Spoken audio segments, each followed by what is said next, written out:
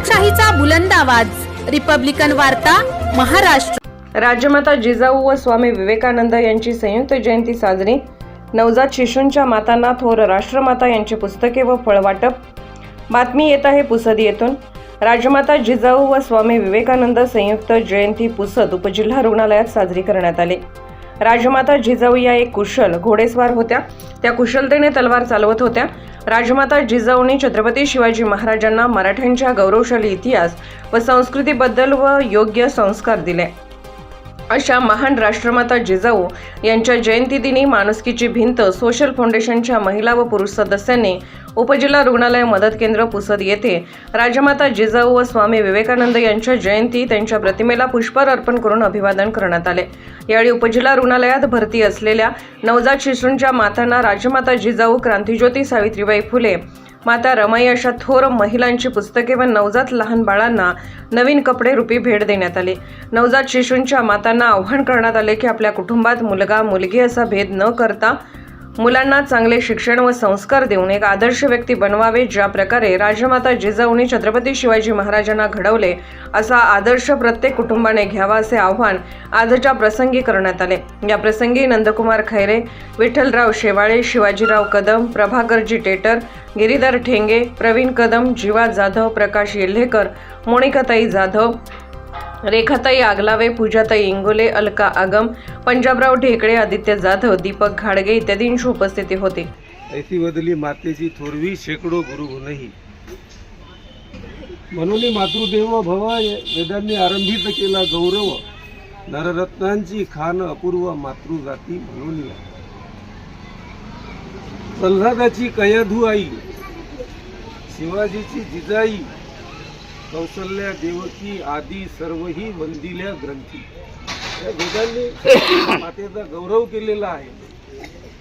खरं म्हणजे आई होणं ही एक नैसर्गिक बाब आहे। लग्न झालं की बाई आई होते, माणूस बाप होतो, पण खऱ्या अर्थानं जे आई होणं आहे ते जिजाऊच आहे।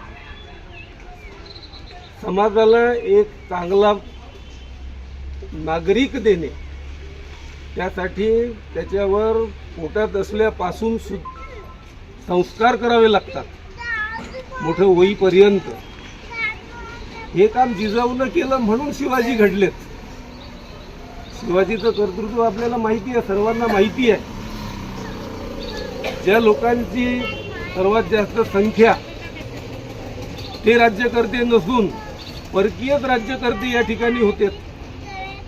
त्यामुळे स्वराज्य निर्मितीचं जे महत्त्वाचं काम आहे ते शिवाजी महाराजांनी केलं।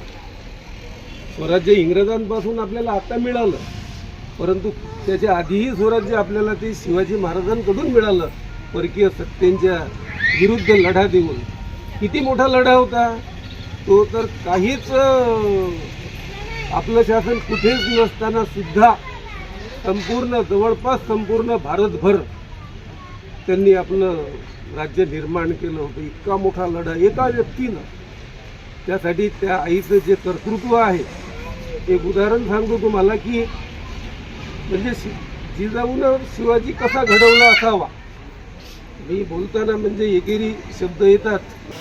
आज राजमाता महासाहेब जिजाऊ यांची जयंती माणुसकीची भिंत महिला सदस्य म्हणून आम्ही उपजिल्हा रुग्णालय येथे आयोजित केली आहे। इथे ज्या निवड झालेल्या महिला आहेत त्या महिलांना आम्ही एक पुस्तके, त्यांच्या बाळांना कपडे आणि त्यांच्या नातेवाईकांना अन्नदान आणि फळे वाटप करून आम्ही इथे राजमाता जिजाऊ यांची इथे जयंती साजरी केलेली आहे। आमचा यामागे एवढाच उद्देश आहे की इथे जी महिला आहे त्यांनी आपल्या मुलाला किंवा मुलीला चांगले शिक्षण देऊन चांगले घडवावे आणि मासाहेबांनी जसे आपल्या मुलांना घडवले, छत्रपती शिवरायांना घडवले, तसेच यांनी मी आपल्या मुला मुलीला घडवावे। आमचा यामागे एवढाच हेतू आहे। रिपब्लिकन वार्ता न्यूजसाठी विदर्भ उपसंपादक राजेश ढोले, यवतमाळ।